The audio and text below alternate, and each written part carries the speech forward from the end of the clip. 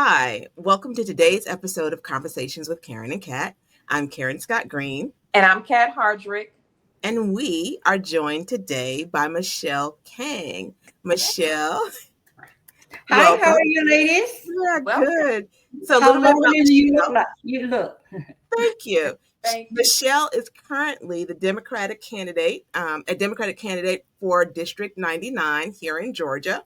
She is a first-generation Korean American who immigrated to Georgia in 1982. She is the mother of 3 daughters. Oh, she's a girl mom. Okay. And a former small business owner. And she is an advocate for working families here in Georgia. In 2024, Michelle ran one of the most competitive state house races in Georgia, falling short by only 621 votes against Wow. a MAGA extremist incumbent. As a first-time candidate, she built one of the closest races in the state by mobilizing diverse communities, amplifying immigrant voices, and proving that representation matters. Thank you and welcome. Thank Thank you. you very much for inviting me. Yes. It's my honor to be here with you, ladies. And so I have to say, I knew Michelle before she ran. Oh. And so I happen to know that she is involved and engaged in the community before she was even a candidate. She and I were both part of the Parent Leadership Academy that was developed by Gwinnett Stop, Oh, yeah. which is the That's Stopping the School to Prison Pipeline. And so Michelle and I both went through that institute, through that initiative a couple of years back. And so that's how I met her and got to know her. And then when I found out she was a candidate, I was like, oh, we got to have you on the show. And so Thank you. here she is. Thank you for Oh, joining us. thank you. Yeah. Yeah, Thank you very yeah, much. yeah. So can you tell us, Michelle, like, as someone who is an immigrant to this country, when you look back on your early years in South Korea, what inspired you for your service, organizing your visits to orphanages and the work that you did there? How did that inspire you to do what you're doing now? So I want to make one correction. I immigrated to Georgia in 1992. So it's been 1992. yeah, Okay. yes, it's been 33 years. So I think Because I you would have have been a mere toddler in 1982, right? right. Thank you for saying that. So, so when I was in high school, I was leading a community service organization in high school, Mhm. and then I was able to visit orphanage and nursing homes. So I think it was very strong impression, and then that's how I just step into this work and serving the people, the very vulnerable people that then need the social safety network. Mhm. And I, came to America, and I ran for small businesses. But in that experience, I really realized the importance of public service and programs, public policies and programs, because I was the one need like a government support, government program supporting small businesses, Mhm. but it was not there. And then Mm. I feel the gaps, in between government programs and policies and the people who are literally the service subject as a service subject. And then that motivates me to pursue my education. And then I enter public administration of master program at UGA. I was 41 years old, and Oh, my I saw that. it was the That big challenge. Yes, my youngest daughter was attending pre-kindergarten, so all wow. three daughters were in pre-kindergarten and elementary school, and oldest one in the first year in middle school. So it was challenging. But I used to live in Lawrenceville area and Mhm. moved to Athens, and then raised children, and then I pursue my own education. It was very challenging, but I learned a lot because Mm. that was the first school in the States, because I got my bachelor degree so in South Korea In South before I Korea. moved to, yeah. And then I from the classmates and conversations and learning, it was strengthened my like determination, serve the Mhm. community. Because as I told you, I'm a first generation Korean American, and then it was very hard to adjust my life to America as a first time, immigrant. I can imagine. Obviously language barriers, and then like a lack of information, lack of Mhm. access.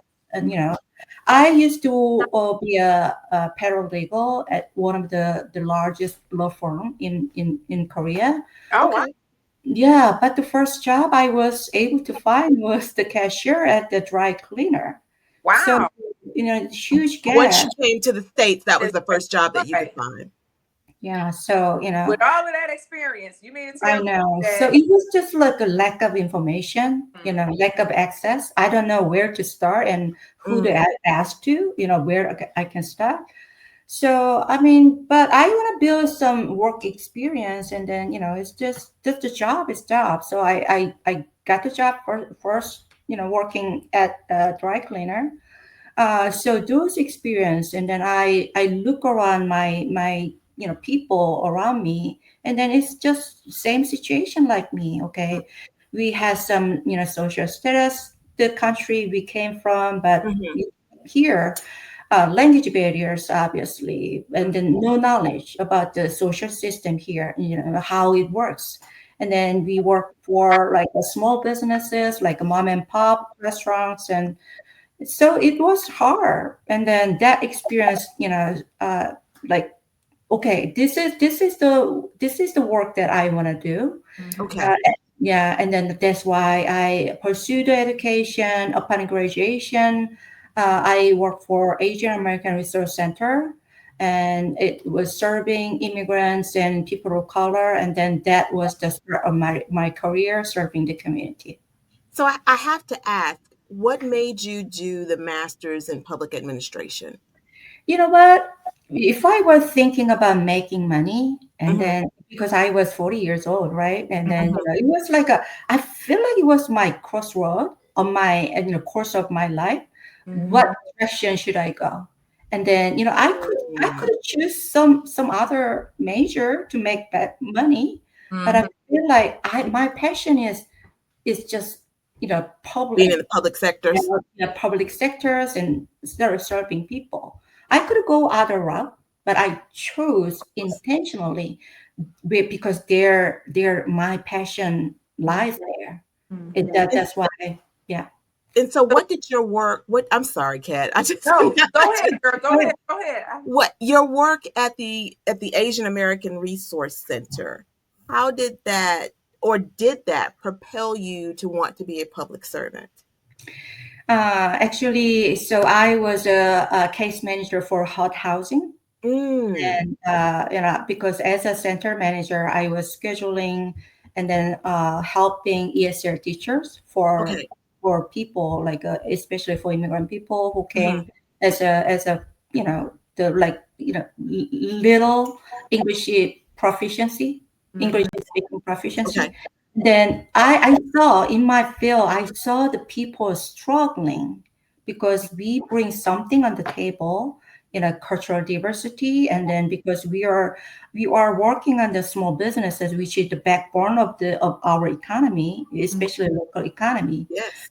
And then Pat, did we include it in the receiving benefits from the government programs and policies? Uh-huh. Obviously we left out. Mm, Obviously we left out. And Yeah. working at the nonprofit organization consistently, and I see, expand my perspectives, looking Mhm. around, African Americans, Latino Americans, other, on top of Asian American, as because that's my base.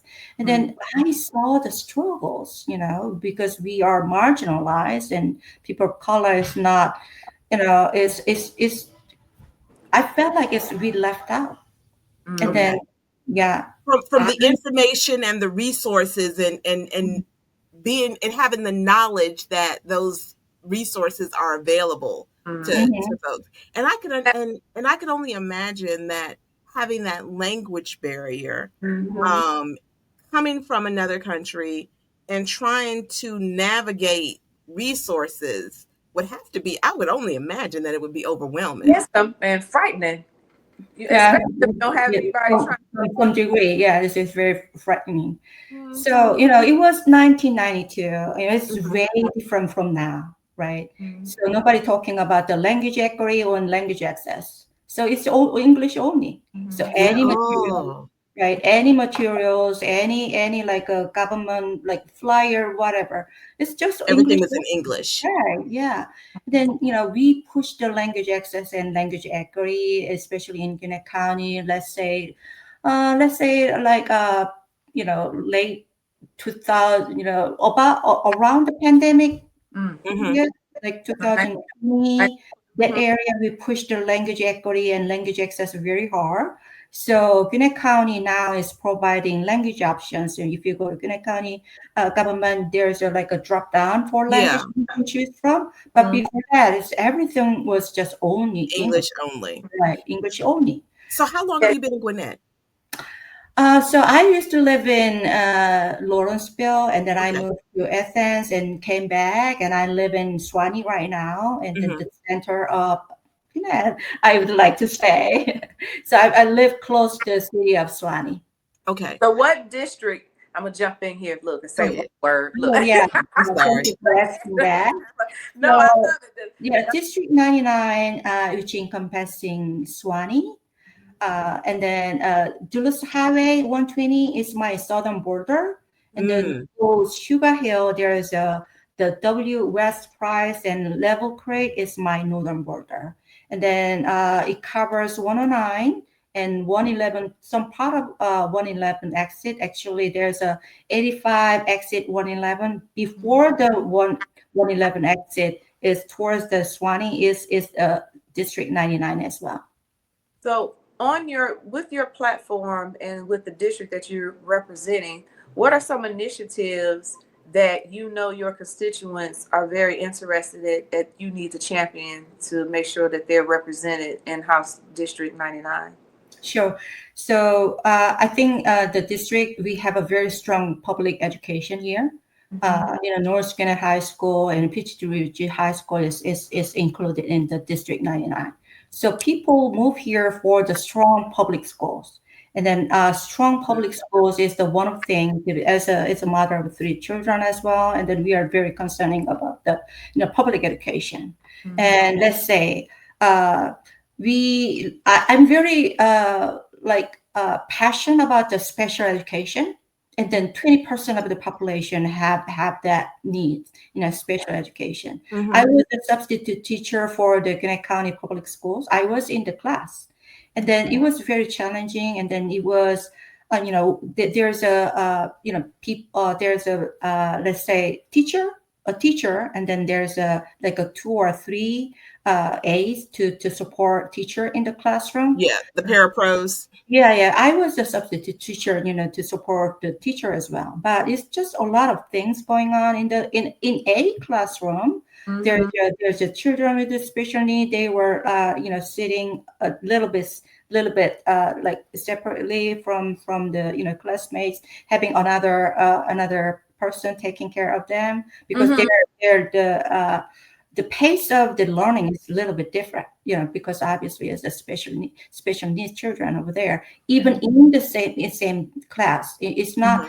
they are not going to special need class, but even in the class, because there's a different learning level. There's a children who needs more attention and more support. Okay. So, and then from my research, there's almost the 20% of the student population, they need special education. And then Is that across Georgia or across across Gwinnett? Georgia. And then it's, Okay. it's almost average across the Okay. country. Okay, so the 20% of the children is need special education. What Mhm. about the parents? Taking care of the children who need special education.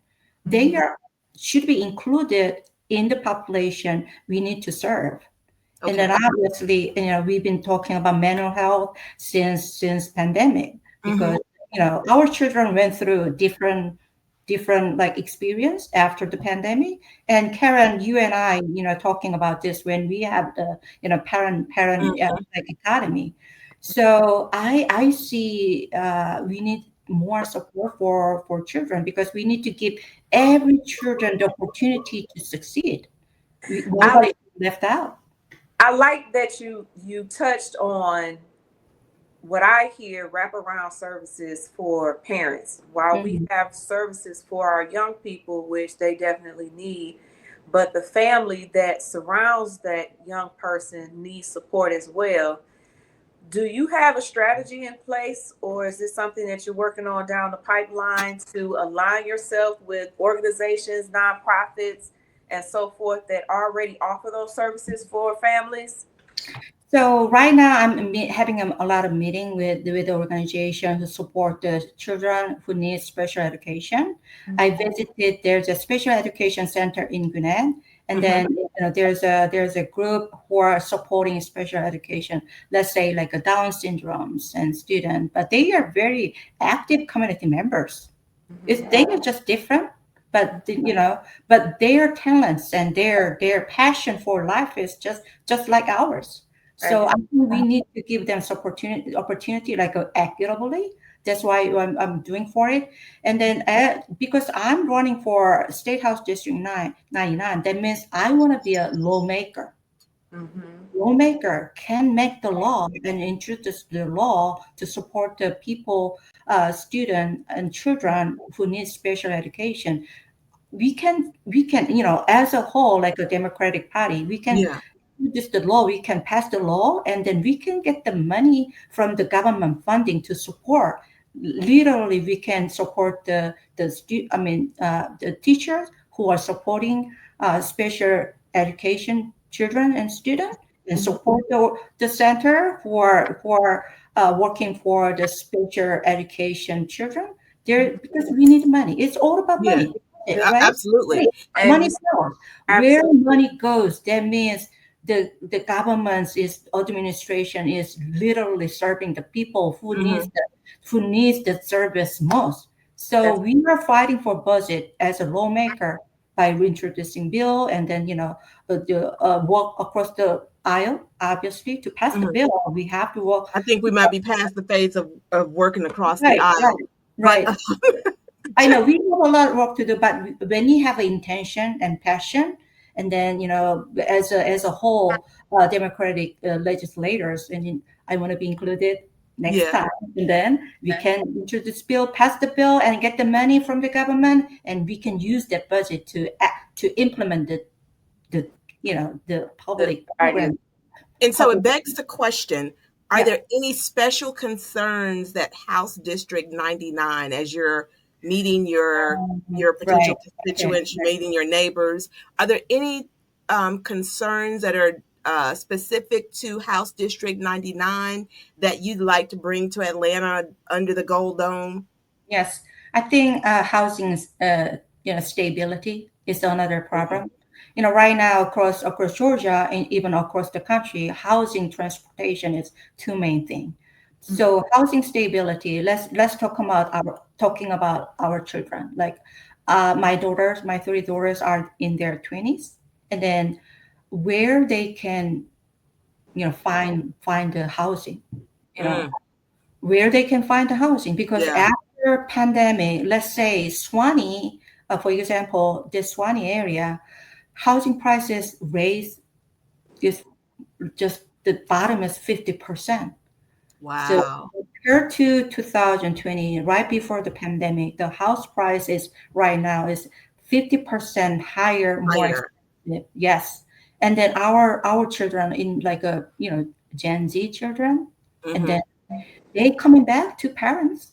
Why? Because they Because they can't afford they living on can't their afford own. them. And so in real world numbers, 50% is if you had an apartment pre 2020 that cost you, I'm just going to say $1,000, it's now costing you $1,500. It's If, yeah, that's right. And then yeah, I had some research. I literally went to apartment.com to Mm-hmm. find the apartment for three bedrooms in my area.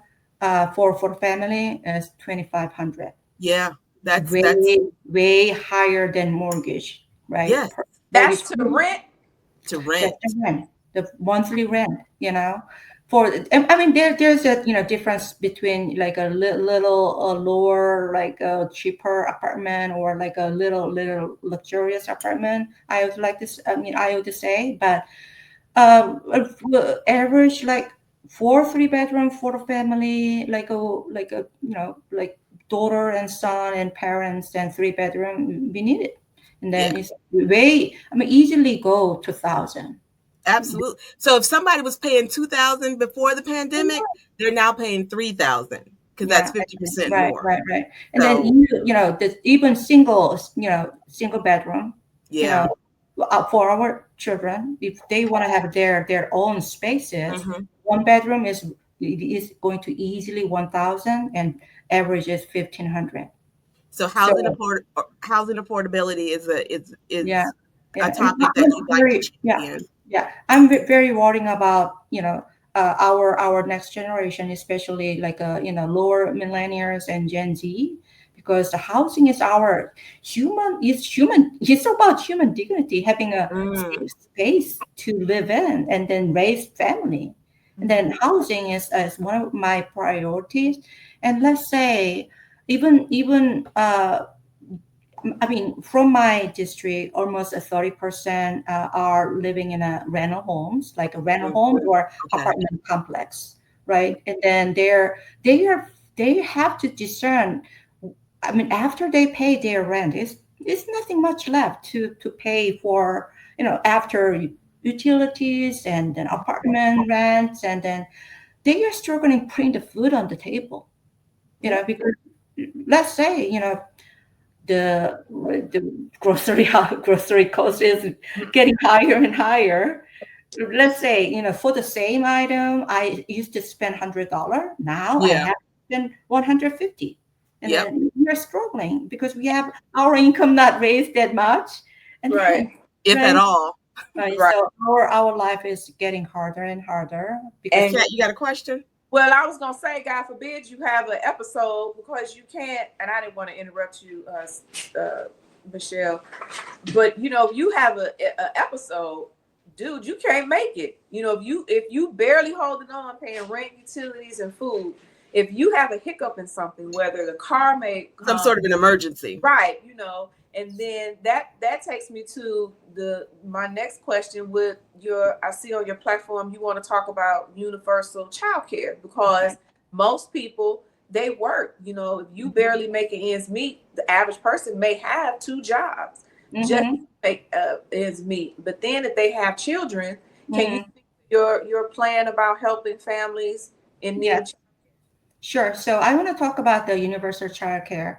And then you already know if you visit my website. So it's a 10,000 per year per child. So Mhm, if government is like giving stipend or the subsidies mhm, for like working families, especially millennial or Gen Z families, and then they are the backbone of our economy. They mhm, are the working force of our economy. They are the working parents. And then even though they have like a one job, two job, mother and father, but to pay for their child care, nothing left. So mm, that's why I'm pushing the universal child care, especially for working families. And another thing that is just tax equity. Tax mhm. equity. Let's talking about that. So for especially for this year, the Governor Brian Kemp, like give us like $500 for like a joint tax filer, and then 375 for household head of household, like a something like that. But it's one time won't do. It just help little like a one time grocery bill. Yep. Yeah, yeah. That's not even groceries We for the have month for a to family. yeah, we have to change the system. The Georgia right now, there's a no earned income credit and then no child care credit. So we need to get it back, to the space to help the family who are working very hard to make to ends meet. And then because our purpose is just support the working families and then expand the middle class, because we've been talking about middle class collapse and for years and years because that under the current administration, under the current economy, it's getting harder and harder to maintain our like the life we used to have. So that's the tax equity, let's Mhm. say, fair tax, and then we need to close the loophole going to like relieve or giving the tax credit for ultra wealthy. Yes. That money need to be collected from the ultra wealthy, and then that money need to use to benefit the people who are working very hard, and especially young parents, Are there household. any are there any Georgia specific tax policies that you'd like to see eliminated? Yeah, there's a loophole. I mean, there's a loophole, especially for, let's say, um, for tax policies in Georgia, Hmm. more likely it's just linked with the federal government at this point Hmm. because they are relieving tax burden for ultra wealthy. I mean, they the one need to pay the most because they are the benefiting the social system. Yeah. We are their customers, clients, just make them rich, ultra rich. And then what about they have to do their part, paying the proper tax to support our system, but they don't. So it's more like related to the federal policy about the tax relief for the ultra wealthy. And then because we are here in Georgia, it's trifecta: Republican governor, majority in the both chamber, Senate chamber and Hmm. House chamber, they are majority. So they not care about working families or helping middle class families. Yeah. Yeah, so that's why we're talking about we need to close the loophole for the tax relief for ultra wealthy. The money need to be used for us. If people wanted to ask you more questions and get to meet you and see you, how can they get in contact with you? And when are your election dates that they need to make sure they're ready to come out and vote for you? Sure. So actually, our election is next year, November. Next year is going to be very, very crowded election year. Obviously, gubernatorial election for governor, lieutenant governor, let's say secretary of state, and attorney general for Georgia. Hmm. And obviously, there's a congressional election to Hmm. elect Senator Asa, and then here and then a congressional election for U.S. House representative, and here local, and it's going to be November next year. But I started very early. Yeah. Uh, I announced my candidacy June 12th this year. Why? Because last year, as you introduced me, it was 621 votes short of Mm-hmm. flipping the seat, District 99. District 99 is one of the most diverse in Gwinnett because Yes. it's like a 33% Asian, 14% African American, and 10% Latinx community. So Mm-hmm. altogether, it's almost 60%. It's just majority minority in the majority, right? And then the incumbent, a GOP extremist mega extremist does not represent us properly because he's only serving the fraction of the population who is Mm. ultra wealthy, very established people. Mm-hmm.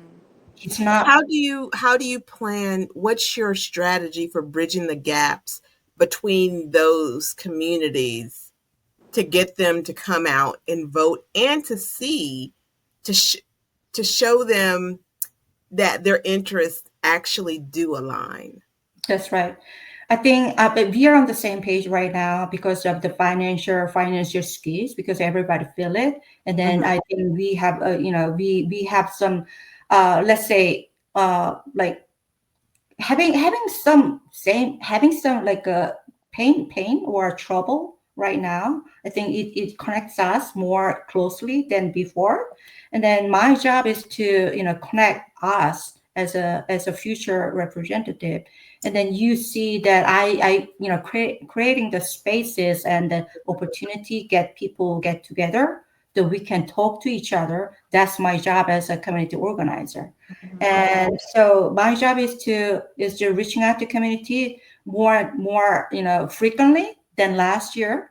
So I build a relationship with the African American community. I'm a member of NWACP, and then we're going to have a banquet in September. I'll be there, obviously. And then I'm a member of Democratic Women of Gwinnett, and I am a very I have a very close relationship of African American pastors in the area, like let's say Poplar Hill Church and then New Jerusalem Church in Lawrenceville. So the reaching out the community is my job to do.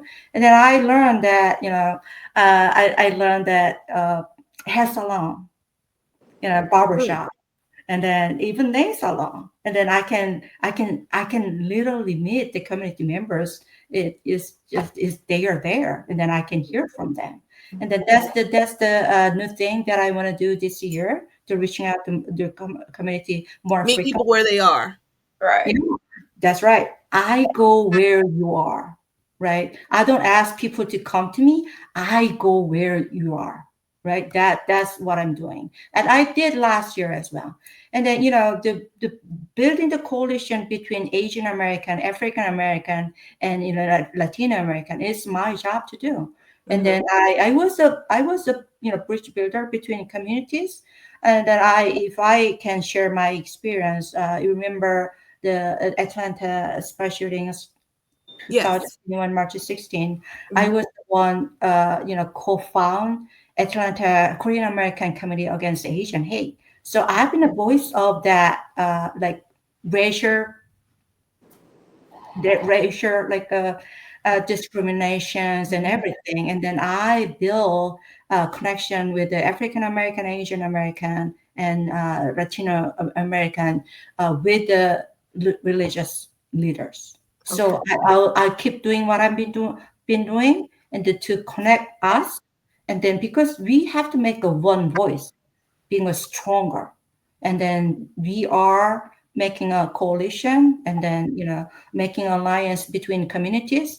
That's why my base is Asian American, obviously. So I've been known and I got the name recognition in Asian American as well, because I've been serving for a long time. And then African American, Karen, I'm not afraid to out there to meet people. Like I go that Gwinnett Stop, that Parents Academy. Whenever I chance, I go out and then meet people like you, Karen, and then the Gwinnett Stop was not the only one. So I go public spaces, especially when we need more stronger voices to connect each other. And then I want to be let's say I want to be the person who can bring everybody together. And then you remember I'm a founder and a CEO of Swanee Asian Festival. So I established it 2020. It's going to be like a one-stop shop for retail vendors and food vendors and all traditional and modern performance in one space. And the people who come for the Swanee Asian Festival is just people living in Gwinnett County. Okay. So we So share cultural resemblance, and then know each other better by know about the cultural legacies and heritage. And then that spaces I created, I think I contribute for coming to raise the community, like understanding to each other, and then uplifting small businesses. And then especially for city of Swanee, and then every weekend there's events going on. So last year I went to the African American Heritage Month celebration as well. I tabling there and then meet people on the ground. And then that's the efforts that I made the past time, like past years, like almost a decade. But I keep doing what I've been doing, because that's the way I realize we need more stronger voice for true representation for District 99 and decide to run for office. And then And bridging that gap to show yeah, the communities that we have more in common than we are dissimilar. Kat, go ahead. Thank you. I appreciate and I applaud you for sharing that you're making inroads with African Americans. I want and everyone else, Latinx and so forth, Latin Americans. I would like to know, what is your strategy? What are African Americans saying to you that they would like for you to advocate for them? Because I know you're going to the barbershops, and I know traditionally in our communities, we talk about stuff at the hair salon and the barbershop. You know, that's where you get the tea and folks share. How is that going? What feedback are you getting from your constituents, and how do you plan to serve them specifically? okay, so first time when I went to barbershop last year, why what is she doing here? It was Mhm. the Asian Right, right. Asian woman is going to Everybody, barbershop and who gonna do your hair? You on top. what is she doing over here, right? Right. But I was doing it, and then let's say because I'm collecting information and I'm collecting the voices from the community, from the ground up, because this is like grassroots work. And then my job is to be a lawmaker, and then my job is to introduce the bill, and then to the house, and then pass the committee, and the vote it on the floor, and then make it happen. you know so that's the job, because I the job of the lawmaker is different from the Mhm. administrator more likely managing the government. But my job is as a lawmaker, just collecting those the voices from the ground, and from the people, and just reflecting in like legislations, And right? so, as you were out listening, what are some of the concerns that you heard that people want addressed in Atlanta when you go under that gold dome? Right. So right now is living cost. Living cost. Yeah, and then because living cost is very high, and then inflation, and then some people is just small business owners, they feel very squeezed. And right now, let's say the material, and then basic the cost of the running Mhm. business is way higher than past, and the Yeah. small businesses. So living cost. So I'm very concerned about our financial sustainability. Can you Mm. imagine the same level of living, well-being we used to have? You don't. Mhm. So your financial sustainability is my priority. So when you look at my priority, it's all about money, actually. Mhm. Tax, universal child care, and the housing stability. It's just all about money, because I want to bring something. Economic well-being. Yeah, I want to bring something on your table benefiting you, not just talking. Right. Because I've been delivered, I get it done. I'm not just talking. That's why I get a lot of credit from the community. So That's you good.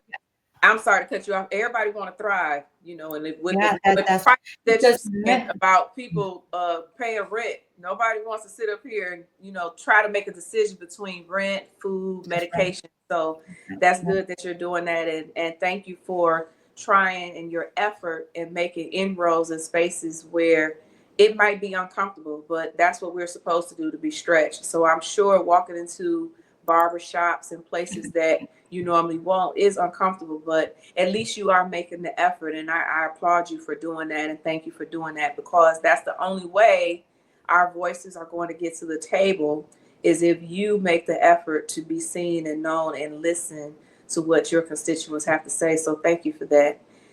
You didn't say how people can get in contact with you. Can you tell folks your website and so Yes. forth? So my website address is Michelle Kang, FOR, you spell out FOR, and GA.com, Michelle Kang, FORGA.com. You can visit my website. So, check my priorities, and then what I have done for the past 10 years. There's a lot of work you can find. I've been in the news for many times, like even this year as well. So it's a lot of fun because I have like a gallery with tons of pictures.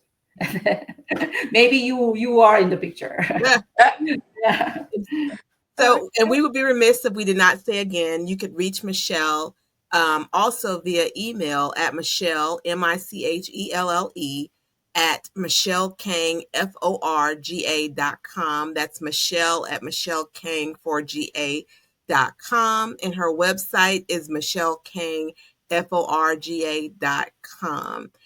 You go to her website, you can see her platform and what her priorities are and learn a little bit more about her. And I happen to know she's been very involved in Gwinnett on the ground, working with communities, working in the community. And so we love people who work in the community who have receipts. Receipts. Who have receipts. That's what we always talk. That's what Kat and I always talk about. Who've done the community work. That's right. Mhm. And who way before they even thought about running for office. That's right. That's true. Yeah. Yep. And so when we find people who have been in the community, we want you to come and talk about like what you've done, how you're going to continue to do it, and what's your vision for whoever it is that you're going to be representing.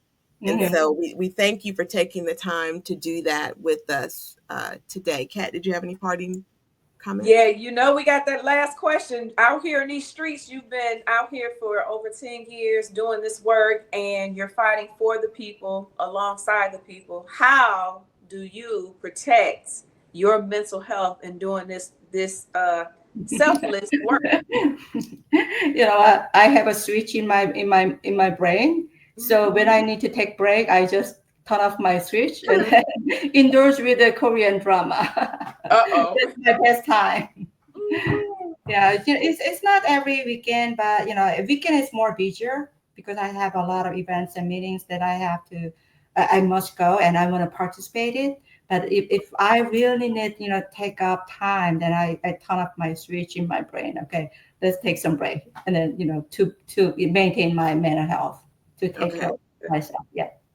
So, Michelle, if you have not found something that you enjoy that takes you away from the policy things, the campaign things, please find it. And if you do nothing but 1 hour a week, do something that is non-campaign related, non-community service related, that is just for Michelle. Yeah. The woman. Yes. I know. We need I'm not somebody's husband, wife, not just for you.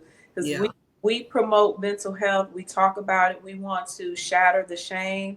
And on this show, we want people to watch every episode, fast forward to the end if you need to, and get tips on how you can manage your mental health. That's why we asked that question, because you're a busy woman. You're doing a lot of things. You've been doing it for a long time.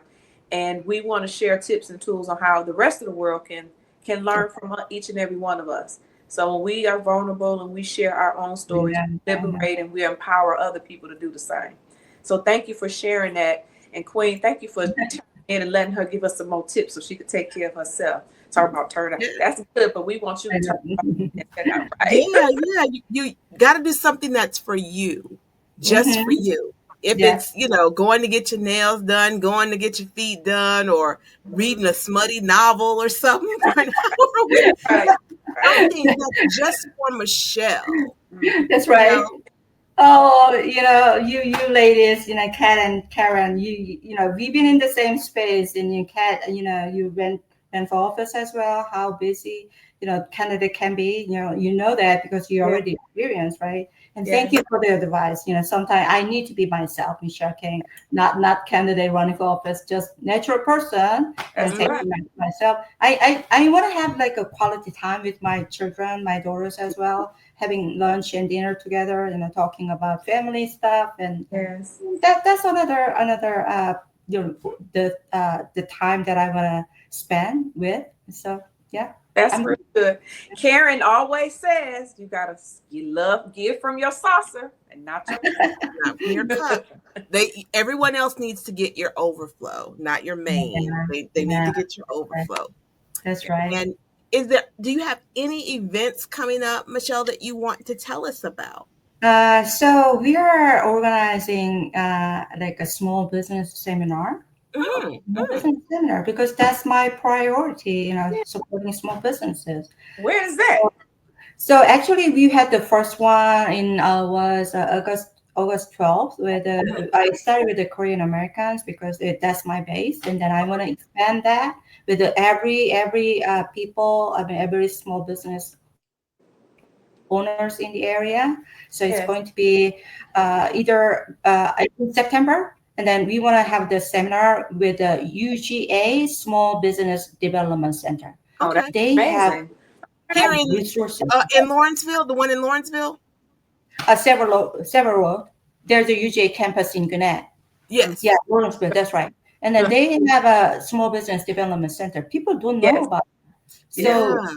they have a lot of resources to share with us, but Mhm. people, have not aware of anything about it. So I want to have opportunity to bring those people, the SBDC people, come out to the community and share their resources and information. And then Do they you have a are like, date? not yet. We need Okay. to. We're still talking with the SBDC. So Got you. we decided, and then I wanna bring one thing that defects because there's a Medicaid cut by one big ugly bill, right? Medicaid cut. Thinking about our aging parents.